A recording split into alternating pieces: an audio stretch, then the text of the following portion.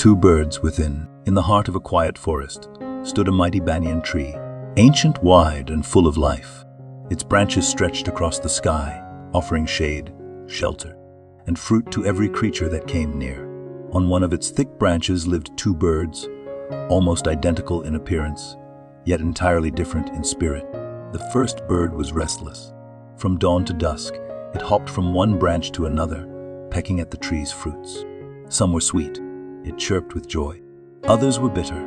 It grimaced and fluttered in frustration. Yet, no matter the taste, it kept moving, always eager for the next bite, the next thrill, the next escape. The second bird was still. It perched high on a branch, silent and watchful. It didn't chase the fruits, didn't react to the drama below.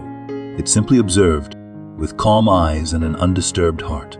Day after day, it remained in peace, untouched by the chaos that surrounded it. One afternoon, a wary man wandered into the forest. Life had weighed him down.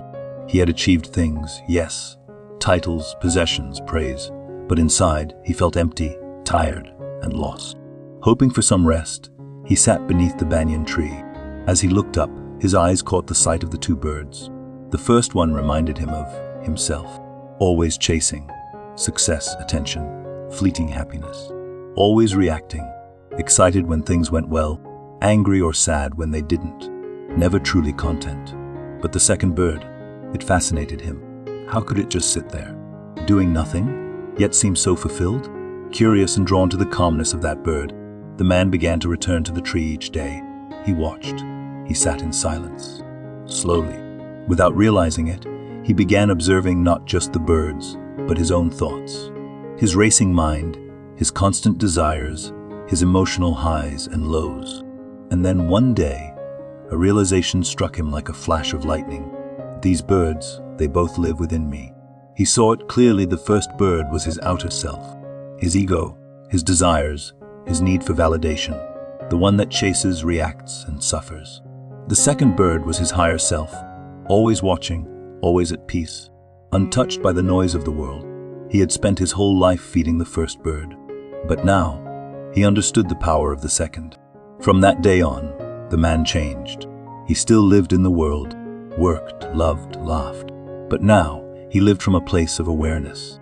He stopped chasing every fruit. He stopped letting failure or success shake his soul. He stayed rooted in the calm presence within him.